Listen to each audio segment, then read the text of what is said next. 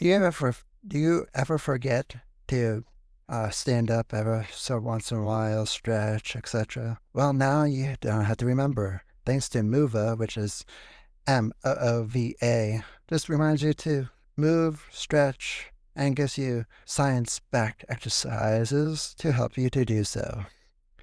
I am so grateful that it takes one thing off of my mental plate to do. Go check them out in the links below and use the code JC15, that is J as in Juliet and C as in Charlie, for and the number 15 to get 15% off on a pay plan. I don't know about you, but I believe and think that the internet should be a safer place. Well, what if I told you that there's a tool that can do just that? A safer internet where you don't have to monitor every single thing that your kids do or that you stumble across, whether it's a fake site or not a fake site. This tool is called BlockP. It blocks adult websites, but also blocks those fake websites that you might say, hey, this domain is for sale, and hackers try to hack all that information or try to scam people out of the information. It also protects, and it uses AI to protect against other malicious stuff and other garbage that people may stumble across the web. And you know what? I thought to myself the other day, why is the internet not a safer place? Well, it's because there's money involved, and some kind of certain content drives more money. Everything has to do with money. And what I like about this tool is that it uses AI built into the tool, so there's no false positives. And it's the only tool that lets you password set a Chrome extension or even your or an Android app settings, etc., so you can bypass it easily. Give it a try. Go to BlockP and download on Google Play or iOS or in your web browser on whatever web browser you use, and let them know what you think of the tool. They always listen to your feedback, etc. Great company, and they have great things ahead of them, etc. Take them out. Take a test one. Check it out. It's free, and let me know what you think. And it's called BlockP. Go check them out. Thanks to our sponsor. This episode of Crazy Fitness Guy Healthy Living Podcast was created using Podcastle. Podcastle is truly the easiest way to start your podcast. You can record remote interviews in studio quality sound. Editing is a breeze with a super intuitive and user-friendly audio editor. You can take advantage of their powerful AI tools like Magic Dust to optimize audio levels and remove background noise with just a single click.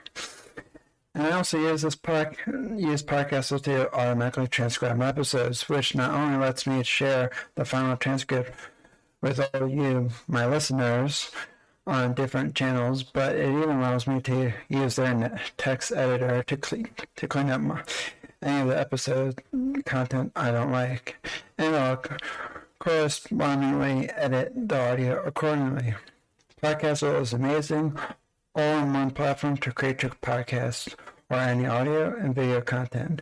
Give it a try at podcastle.ai. That is podcastle.ai. Did you know Crazy Fitness Guy is not backed by any corporate company and is just a one-person show?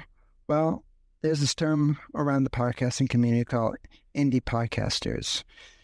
I'm an independent podcast creator, so because I'm not backed by a huge big corporate company, well, if I run out of money and everything else, Crazy Fitness Guy would no longer exist.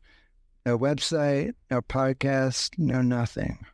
If you want to help support the show and keep our lights on, consider becoming a premium podcast member of Crazy Fitness Guy's premium podcast.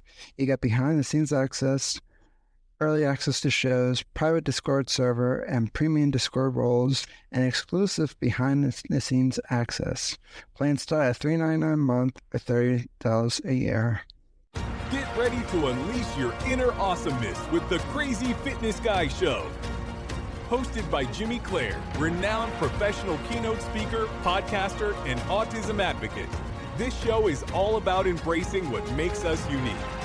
Join Jimmy as he shares inspiring stories, experiences, and expertise to motivate and educate. Make sure you follow our show so you never miss a brand new episode. Now let's dive into the show.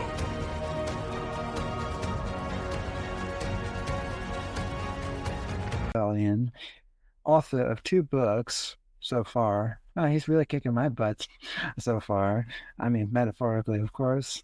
And James is on a mission to help people live their best life through identifying what they really want, taking creative risks, and also sharing their story with others. If I can talk today. Holy crap. And that's what happens when you don't sleep very well thanks to very, very hot weather and a poor AC unit that was constructed in 1970s. I hope that building is not let's just say I hope he's not building anymore. I'm not being a tool, but it's really bad. There's a reason why systems upgrade here and there. But that's my little rant today. And before we get the guests out real quick, we're gotta turn on Blast Radio real quick. Whoops. See, this is what happens when you burn miners all over the place. Okay, so let's welcome James out, and we're gonna have a great interview. Hey, James. Hey, Jimmy, how's it going? Good. How are you? Man, haven't been better. It's hot here too, and it is hard to sleep, but making do. Definitely. So before we get started, can you tell us a little bit about who you are, what you do, how you got started, and why you got started? Yeah. So, you read a little bit in my bio. I put all of those things, dad, nephew, friend, mentor, all of those things, because I know a lot of people wear a ton of hats. And I really only started out wanting to wear 1 or 2 hats. When I was in high school, I realized I wanted to be a photographer. And so I decided, hey, I'm going to go to college for that. I did it. And that's what I've been doing for the last 30 years as my main business. But along the way, you pick up different titles, right? You pick up maybe the title of husband, father, teacher, things of that sort. And so I've really had the need for growth, along the way to fill the shoes of what those things needed to be. Like father, you don't get really an instruction manual for that. So you have to figure it out as you go, and a lot of bumps and scrapes along the way. And then as business owner, that's even worse, because you get a lot of other people's advice and it may or may not apply to you. So you've got to go out there and do a lot of experimenting, figure out what works. And really the way it started was, and that's how it so often happens in life. You go down one path and then you end up doing a lot of side quests. And then you get to a spot where you really figure out where you want to go from there. And I guess that's kind of where I am right now in my life, in my career, and what I'm doing with the podcasts that I work with and the books that I'm writing. They are accumulating the experience that I've gotten and hoping to tell stories to help other people find their way if they don't have it yet. That's amazing. And I definitely know what you mean about the business owner struggleships. Yeah. Many ups and downs. And earlier today, I had somebody tell me that what I'm doing is a hobby. And I think, really? I've been doing this for 7+ years. And then I also have been, been around the world a few times, not literally, but I mean, 180 podcast interviews, 30 speaking engagements on different conferences. Yes, I haven't made consistent money, etc. But I was like, if I'm working on this, at least 40 plus hours a week, it's not a hobby. It really is. And it's like, and I've been doing this, and I've been doing it for 7+ years. It's like a hobby is like, I'll do here and there, blah blah blah, whenever I have free time. That's a hobby. Yeah, hobby's a weekend thing. Yeah. Of course, I didn't say this to the No. person, but like, thanks for telling me I have a hobby. Yeah. Isn't it great when you get that from someone who it kind of volunteers their ignorance about what you do, but maybe they know someone who has a podcast they do every once in a while? Or as a photographer, I got that a lot. Even I tell this story a lot about my grandmother. When I told her, hey, I'm going to go to college and I'm going to get a degree in photography, I wasn't just going to do it. And she looked at me and she was so baffled, and she looked at me concerned, and she said, well, how are you going to make a living doing that? And I was like, well, no, it's a job. It's an actual job. People do it and they get paid for it. And that was 30+ years ago, but it's kind of the same. It's similar with podcasting. I think, people think, oh, you got a podcast, that's adorable, and they don't realize how much work goes into it and how much we really do, but also how much we love it. Because I know if you've been doing this for 7 years, you got to love it. Yeah, I really do love it. Like the podcast actually came like in 2020. I did it for podcast for 4 years, my business for 7 years. So it's like a 3-year gap, but as a 3-year difference, but as a whatever. If I hated it, I wouldn't keep doing it. That's for sure. Some aspects I don't like, but then there's other aspects I really, really like. Yeah.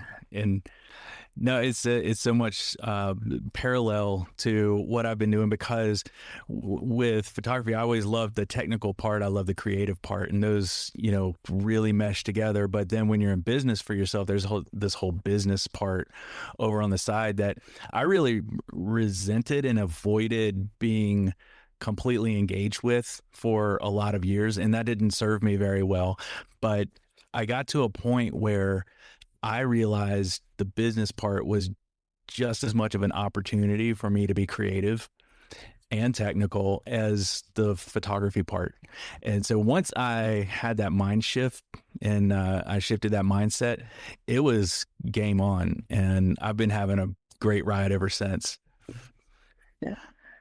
So my next question for you is how do you stay how do you find joy in what you're doing and I'm sure you probably have those days where it's like nothing's going right. Like that was like my week last week. Like everything was just a blur last week.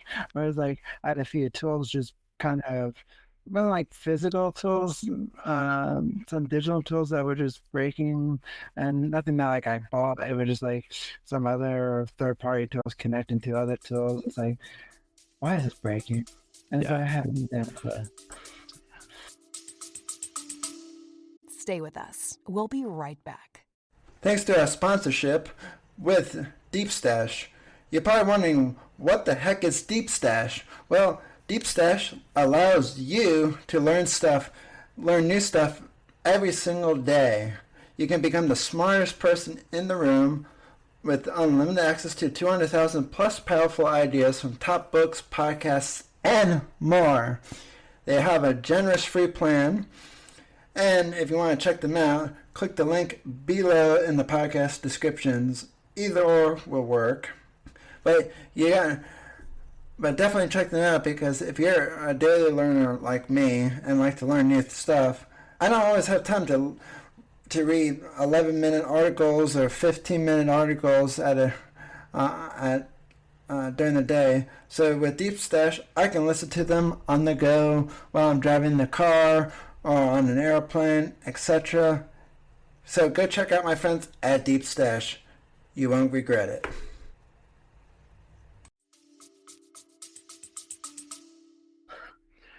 Yeah, and I love I teach people creativity in a lot of different ways. I love to teach people how to tell their story, write their story, but really for me it comes down to the creative aspect and seeing a problem like that as an opportunity to either, go around the problem or figure out how to solve the problem. And sometimes you just have to wait the problem out. Like you said, sometimes it's a glitch in the system and you've got to restart the software, so to speak, and hope it's better. But if not, then you have to figure out, okay, is it a me problem or is it an outside of me problem? And then that's where I always start. And I guess it's more about distraction for me because I'm distracting myself from being, usually I'm pretty annoyed if something comes up, but I've also started to train myself. And this is only something that's come in the last few years, but I trained myself to really identify right out of the gate, like, is this potentially a 5-minute problem? Or is this going to be a 5-hour problem that kind of wrecks my day? Or is this going to be maybe a problem that's like 5 days? I kind of keep it in chunks of 5 and figure out, okay, what am I in for? And that way I go ahead and just resign myself to what I should expect out of this and just start putting one foot in front of the other at that point. If you don't mind, I'm going to take that idea. I mean, not you. Take it. Just put in my business because, like, I'll give you an example of one of the issues I've been figuring out. You might have heard of the tools Zapier. Oh. My all-in-one marketing tool has an integration with that, or make.com, and I'm still trying to figure out make.com, but they only give you like 2 automations for free, or I believe something along those lines. And then Zapier, I keep on getting all these unexpected errors. This is an error, and it's like, and that's funny. I set up my profiles as 2 different types of profiles: CrazyFitnessGuy and myself, 2 separate entities. Just because I didn't want to make the brand about who the hell is Jimmy Clare. Jimmy Clare doesn't really matter. And but so basically, the long story short, I set up everything the exact, different wording for different posts, etc. And for whatever reason, the errors are only happening on my profiles. I'm like, okay, where the hell do I beacon on that? And so luckily my marketing tool company is like, we'll look in this for you if you give us some screenshots. And it's like, where do I start? And it's like, I'm getting an error here, I'm getting an error here. But of course, Crazy Fitness Guy keeps going out nice and smoothly. Yeah. Never for myself. What the hell? Right. Anything less. Yeah. And something's broken somewhere and you feel like sometimes it's a needle in a haystack. You feel like you're untangling Christmas lights to try to figure out, okay, where is it's probably just one little thing that's holding up everything after it. And yeah, those days are usually it's those little things that are those 5-hour problems. And they typically start with screenshots. And then it starts with, okay, is there a Facebook support page for this company, or go direct to customer support if it's a great company. So yeah, I feel you, because I've got one of those too. I've got a situation where people are signing up for things, but they're not getting the text, but they are getting the email. And sometimes their email goes to spam, right? So if they get the text, then they know they got the email. It's fantastic, right? Oh yeah. And it's like, I decided to say, if I can find another workaround, I would definitely do it. And they have built-in tools, but that doesn't work with my podcast. Right. And so it's like, why? And it's like, can somebody just make a tool like Zapier that just works? Just works. Yeah, I feel you. Zapier, but just like, since they put the support on a paywall, it's like, well, we don't know how that worked out for AOL, so. Yeah. Wow. Well, I hope you'll figure it out sooner than later. I know you'll figure it out, but I hope it ends up being less painful than you hope, or less painful than you thought. Me too. Yeah. So my next question for you is, what made you want to start your podcast? Oh man, it did start as a passion project, and it kind of still is. I love stories, and I love the stories that I love most, especially at my age. I'm past my 40s now, just barely, and in talking to people who have gotten to that point in life, there's just something strange and kind of magical about getting to that group of years in your life where it's not like you have wisdom necessarily, but you've got more perspective and you start wanting more for yourself. And some people do, some people don't, obviously, but the majority of people I do, they're like, I've been doing this same thing for a long time. I want more out of my life. And there's also, it's that point of life where you feel like, it's sort of now or never, because this thing doesn't go on forever. Right. So, taking that and talking with as many people as I did about some of the same issues, I thought, you know what, I should either write a book or create something, because I've talked to all these folks. They all have the same issues. So they should probably, be talking to some of the other people that I've talked to who have figured these things out, because there are a lot of people who have been through what I call a joyful rebellion of their own. And that's the name of the podcast, because it's that point in your life where you have checked all the boxes of what other people tell you success is. People like your parents, people like your college or your high school, or whoever tells you, hey, get the house, get the spouse, get the kids, get the, diploma, and then get the great job, and you're going to be happy. And then a lot of people do all that stuff. They're super responsible with their life. And then they get to a point where they realize, I've done all these things and I should feel great. And I don't. And the part of the joyful rebellion is asking yourself, what am I going to do about it? What do I do next? And I love to talk with people and get their story, because I love stories. And that transformation story just captivates me. So that's why I started the podcast. And now I talk with people every week who've either been through their own joyful rebellion journey, or people who help others get through theirs. And so that's a lot of authors, a lot of coaches, a lot of people who just help transform other people who are searching for that what next moment in their own lives. I love people who tell stories as well. I like learning new things every single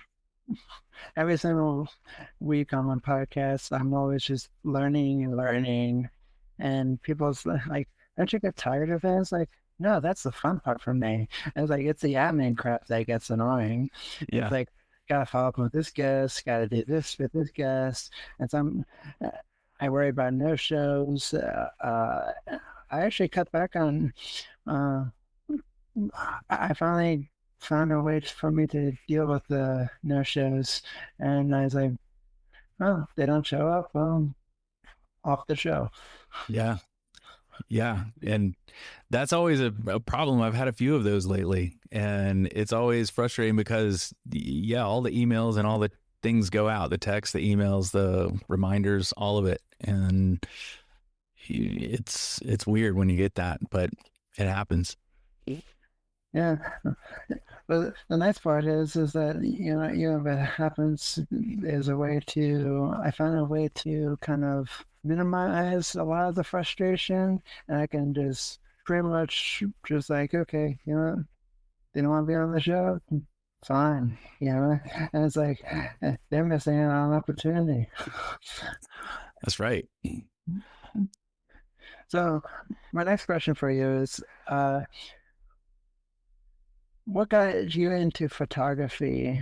Was someone else in your family like a photographer, or did you like go to weddings and see a bunch of people taking pictures? Did you like that kind of stuff? Or I I didn't really know that I liked taking pictures until I was probably in 10th grade in high school. And I first used it, maybe like a lot of kids do. I didn't love math. I liked a lot of the other stuff, but I actually figured out a way. Instead of taking Algebra 2, I could take a photography course.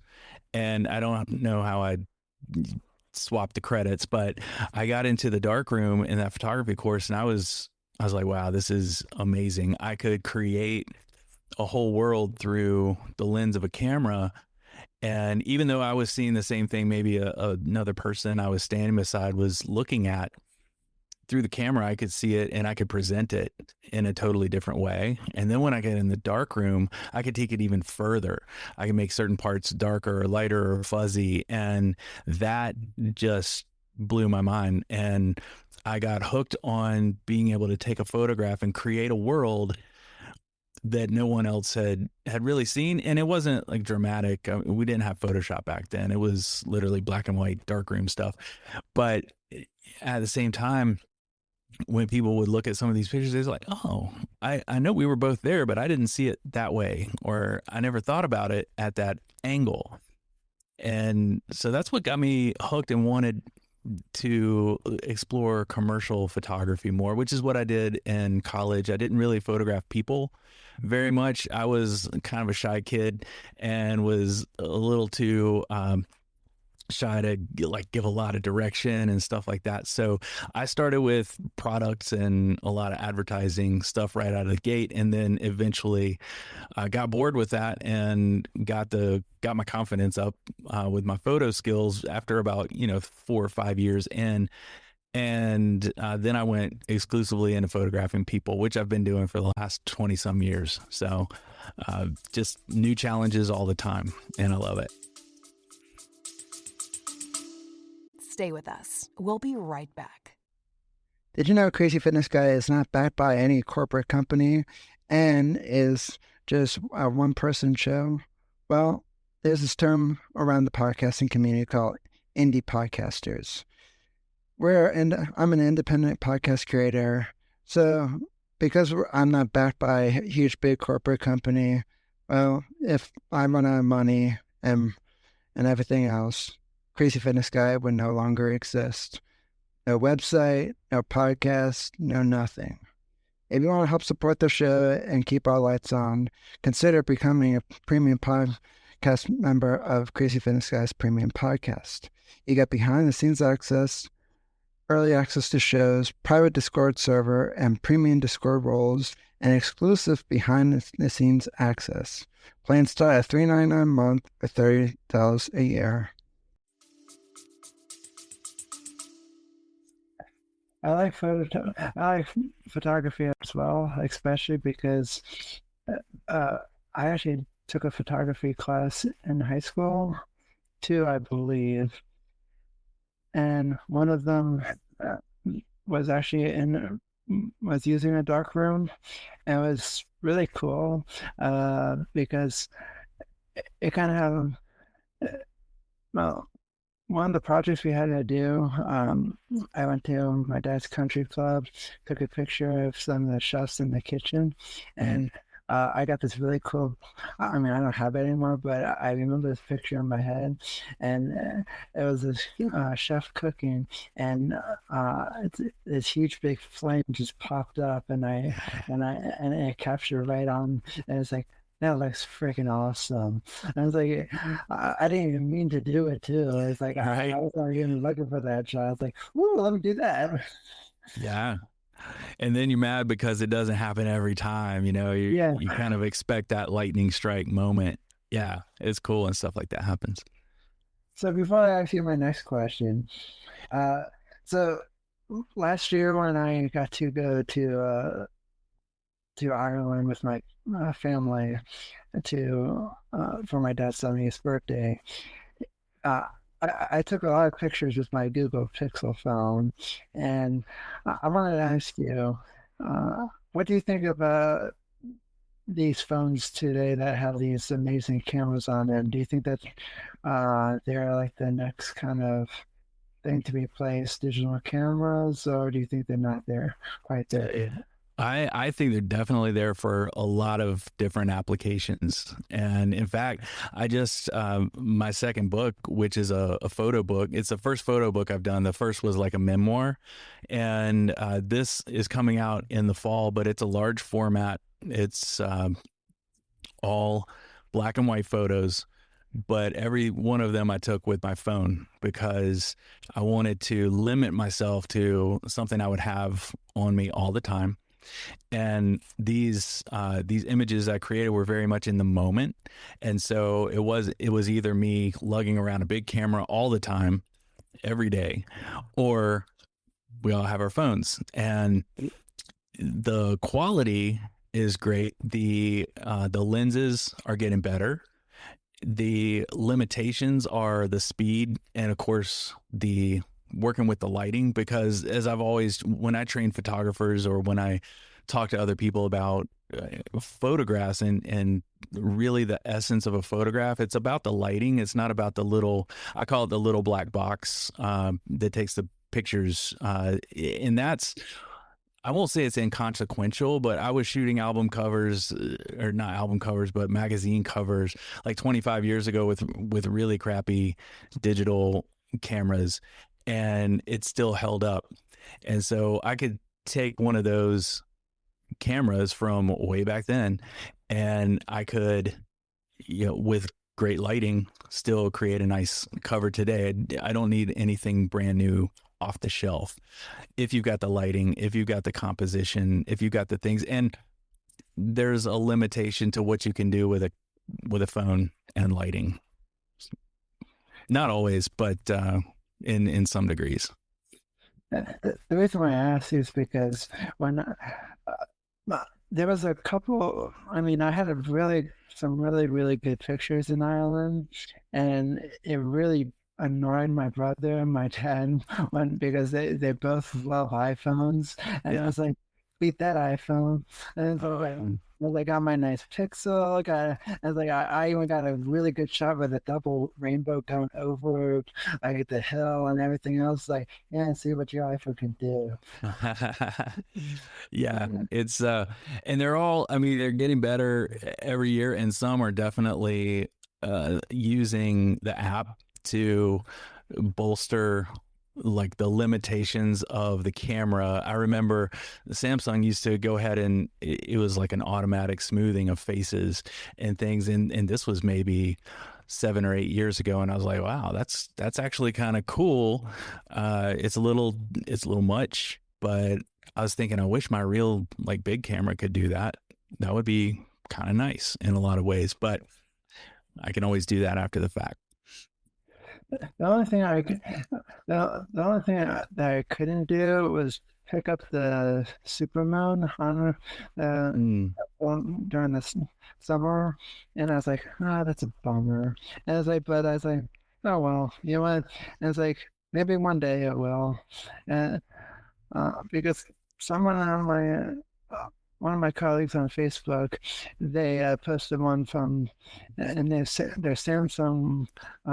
I forget what model it was. I think it was like the latest one, and had like 4 or 5, 6 different cameras on it.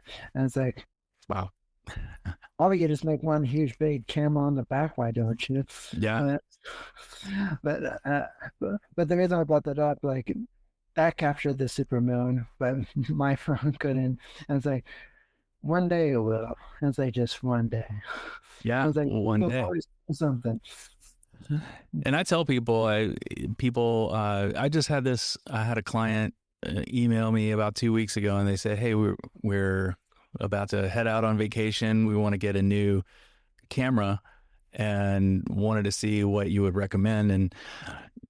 And I said, well, I recommend just use your phone because you'll always have it with you. It's going to take great pictures. And they were like, no, we want something that takes good pictures. And I was like, your phone does pretty good. But they wanted something, I think they felt better having something they spent more money on, which honestly, I think the phones now are around $1,000 if you get a decent one, and so was this camera they were buying. But the problem was the camera only does one thing, and their phone's going to do a whole lot of stuff and take great pictures. So I'm not one of those people who poo-poos phones for cameras at all, as long as it's a good one and you're happy with what it gives you. Yeah. During the photography course that I took it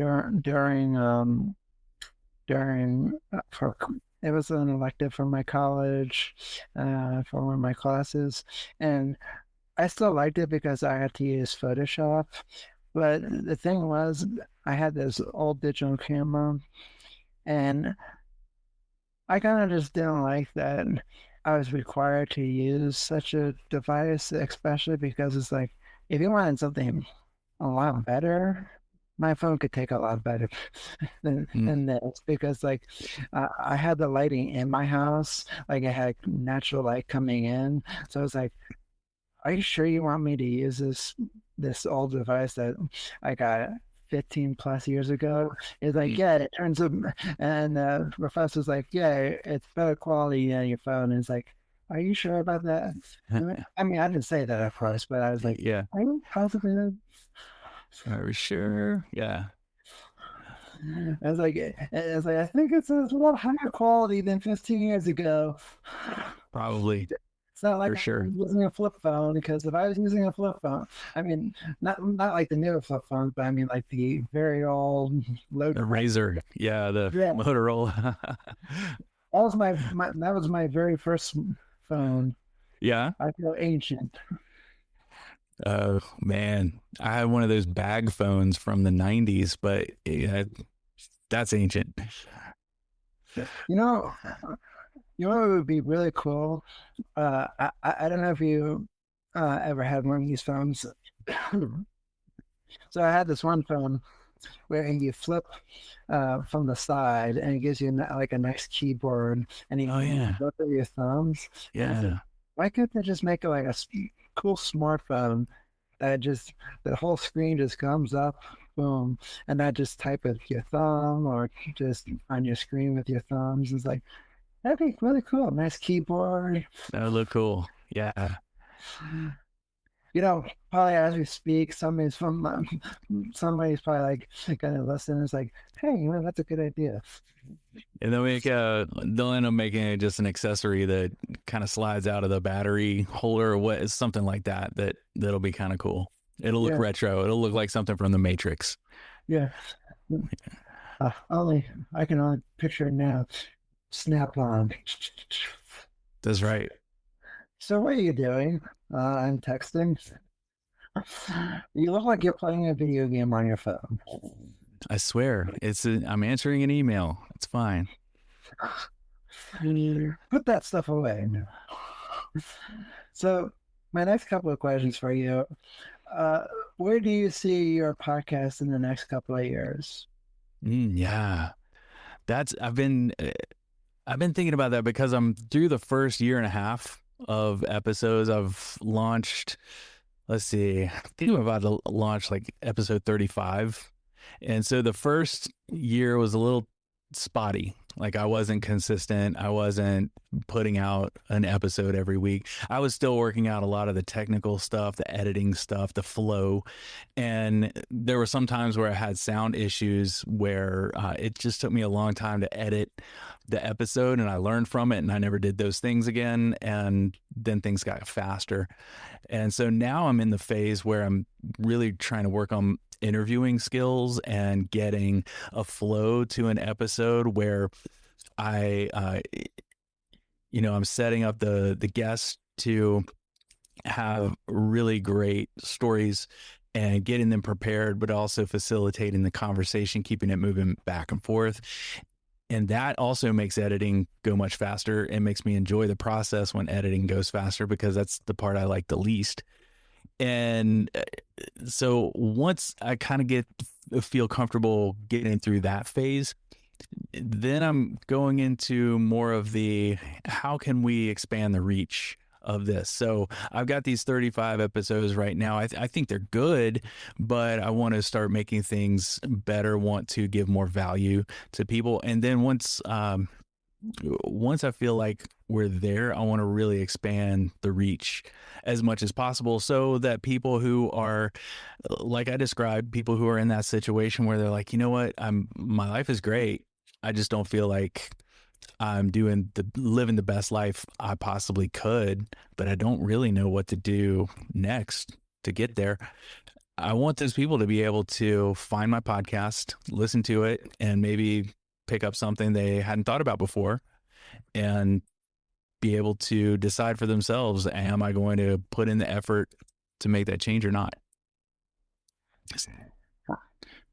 I definitely know what you mean. My first interview sounded like garbage. I kept it. The only thing I did to it was because it was recorded on the phone, I decided to just re-edit it to make it louder. But I kept everything else the same because I was like, it's a little too, way too late for it to update and make changes. I mean, that was just in my perspective because I switched to many different hosting companies over the years. Oh, yeah. And then that hosting company had their ads in it, and it's like, then I have to go back in, re-edit this. And I was like, oh, wow. That's a lot. and it's like, I'm not going to do it. And it's not me being lazy, but because I'm only one person behind my brand, I was like, I'm better off of just keep going and keep going. Let that episode just, and it's funny, it's one of the highest playing episodes on my show. Oh, wow. I was like, how can this thing be outplaying everything else? And yeah, absolutely. I mean, the content was good, just the interviewing style, you could tell that I was really nervous. Even the person was not even in the room, and like he was all the way in Canada, and I was just all the way just afraid. It's like, don't mess up, don't mess up, don't mess up. It's like, damn it, I'm sounding like I'm really messing up. And now I'm just here. It's like, if it happens, it happens. If it's great, great. Yeah. If something messes up, like a little hiccup in technology, it's like, that's not my fault. That's just pure internet. That's our technology. That's not anything I can do. It's like, I can pay for internet, but that doesn't mean that's what I'm gonna necessarily get. That's right. It's one of those things where you definitely have to get your feet wet and do it before you get good at it. You can look at YouTube all day and not really get the sense of what it's like to produce a podcast. But once you've done it a few times, you're like, wow, this is, number one, it's a lot of work. And number two, it's a good commitment, but it's a lot of fun. And it's also tough for people who are perfectionists. I'm a little bit of a perfectionist. And so it was hard for me to pass off my raw recordings to an editor the first time. And then, unfortunately, I was listening to the finished podcast and I heard myself tell the editor, hey, edit this part out. And it was the quote, final edit. And I was like, whoa, that's not good. I need to apparently talk to my editor because he didn't do much editing. And so I took it all back. And so now I am doing that lonely perfectionist thing and editing all of my episodes again. Well, if you don't mind me sharing you a tip or two. Yeah. I mean, I'm not a master editor or anything because I'm not saying that at all because I make my own mistakes as well. But there's a tool called Podcastle, cloud-based. They have a free plan. It basically uses AI technology to help you edit, to make it level out tones of voices. I don't take out all the ums because I have learned from others that if you take out the ums, it might, like all of them, it might not flow very well. And somebody actually tried that and it sounded really bad because then it's just a blank spot. It's like, how do you get from this word to this word if it's not naturally at all? Uh, I mean, and this person who did that, like, kind of had like a snippet of what it would sound like. So it's like, so, and how do you do that? And it's like Yeah. one big blank, and it's like, oh, this like that sounds garbage. I was like, I couldn't do that. So, Podcast kind of just helps me edit it with AI, has different functionalities. Uh, I don't know what every little nook and cranny does, but I've been using them for the last 4.5 years I've been doing this. Oh, nice. So uh, I definitely like them. They're one of my favorite tools for editing because some of the other ones, I just say it's a little bit more complicated than I feel I need. And Yeah. somebody told me about Audacity, and not Oh, picking on Audacity, but yeah. I was like, okay, really don't want to learn a whole new tool, and because like some of the other hosting companies I was using, they gave me a easy to use editor, and Hmm. so I'm used to obviously easy to do editors, and so it's like I need something like this, but somewhere else, and Yeah. so when I found podcasts, I was like, yeah, I like this a lot better just because it's straightforward to me. It's like, oh, okay, I know what this tool does. I know what this thing does. I mean, I might not be able to spit it back out to you to tell you what it does, but it's like, oh, well, this does this, this what does that. And it has plenty of help articles too. And the customer support is like pretty much very, very fast. So it's Oh, not like nice. you're waiting for Comcast customer support. That's important. Exactly. Yeah. So I just wanted to share that with you. Just No, that's great. Thank you. I'll check it out. yeah, and no pressure if you want to use it or not. I mean, I'm not getting paid uh, to use them or anything. I mean, they're paying me with their sponsorship for my show, but uh, I get paid either way. So, Nice. so my last few questions for you is: who's your favorite podcaster and why? And feel free not to say me. My favorite podcaster, man. You know, I don't know. When I listen to podcasts, I tend to go one of two directions. I'll either listen to something that's purely for entertainment, or I'll listen to something that is more about books or about publishing. But purely for entertainment, I listen to this one called Two Girls, One Ghost. And they're hilarious. It's these two ladies. They're in Massachusetts, and they essentially compile these ghost stories, and it's all really there's a lot of history to it, so it's not just spooky ghost stories. They've got a ton of like why people think a certain place is haunted, and they go through the history, which I find fascinating. And they spend probably their first 15 or 20 minutes, it's a long time, at the beginning of the episode, just catching up with each other and talking and shooting the breeze. And that part's actually kind of fun. I always thought, okay, if I was listening as a listener, would I be annoyed with that? And then I realized, wait, I am a listener and I am listening and I'm not annoyed with it. And so it must be great. So they are probably one of my favorite go-to podcasts right now as I'm walking, riding on long car trips, that kind of thing. You know, I always think my house is haunted, Yeah. and I mean, I'm not like uh, being sarcastic. There's some days where I hear like these loud creaks at night, and it's like somebody breaking into my house, and it's like this is ridiculous. It's like I get this thing is an old house, but I don't like it. Yeah. It's talking to you. Yeah, I was like, no, thank you. And it's like, if something is haunting me, get the hell out. Yeah. Just like check the door. Yeah, it's like I'm out of here. And it's like I don't. It's like I've seen some previews for scary movies, and I'm not liking this at all. You know where you know where it is. You know where it's going. Yeah. So Yeah, it's like that commercial. It's like, and we all know that people in scary movies have very bad logic and they just stay at the same exact house. It's like, I'm out of here. I'm. And they all, as soon as somebody busts in, they run upstairs to the attic or whatever, or down to the basement. Yeah, instead of out into the street. Yeah, it's like almost like that commercial where that guy who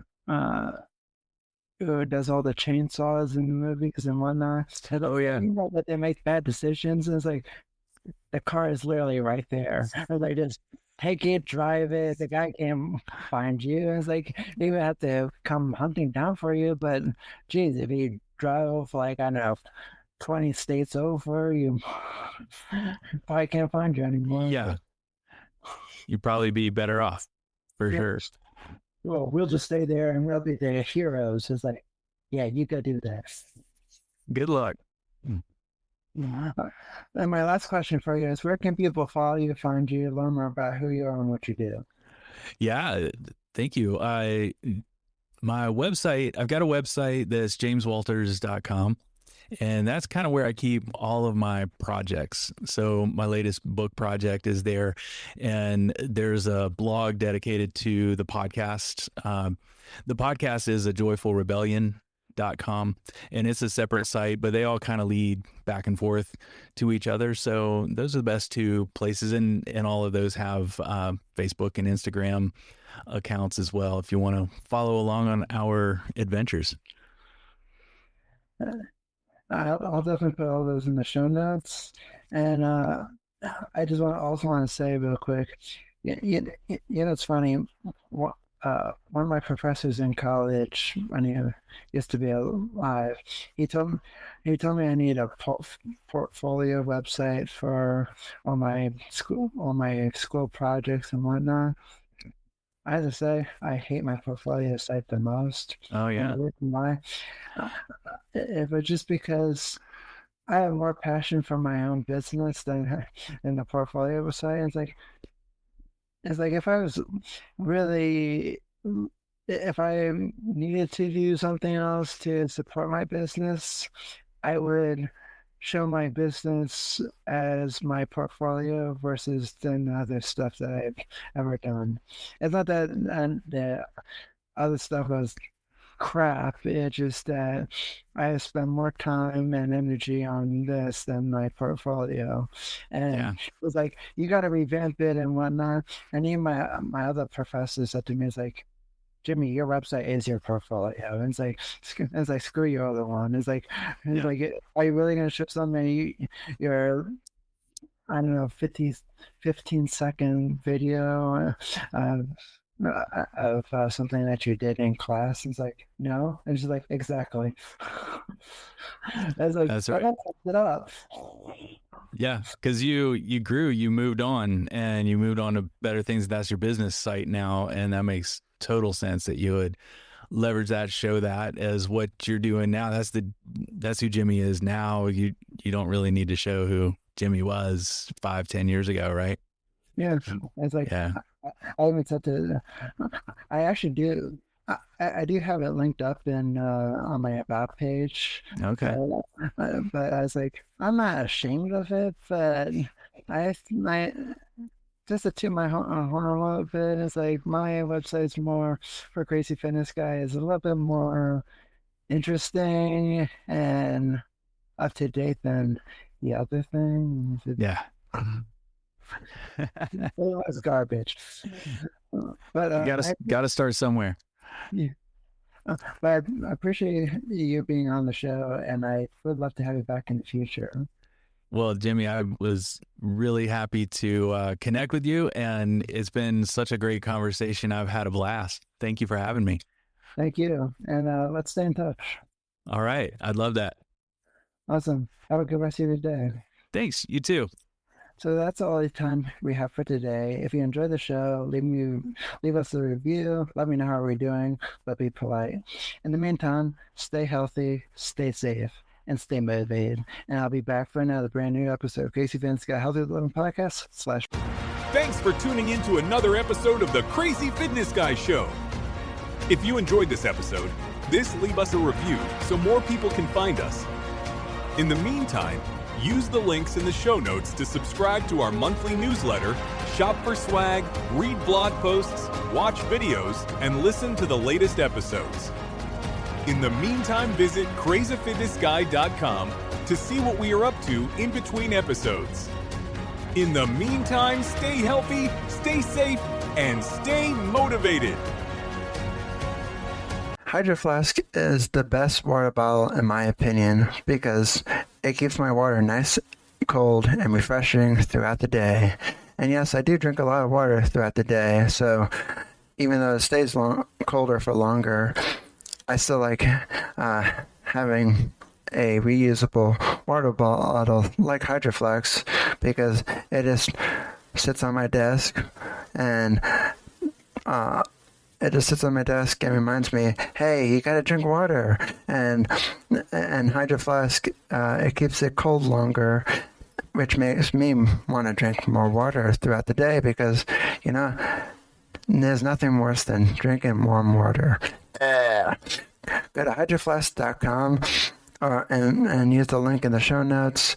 And yes, I do get a small commission from Hydro Flask, which also helps support the show. So tell them I sent you. Use the link below. And check out hydroflask.com for more information.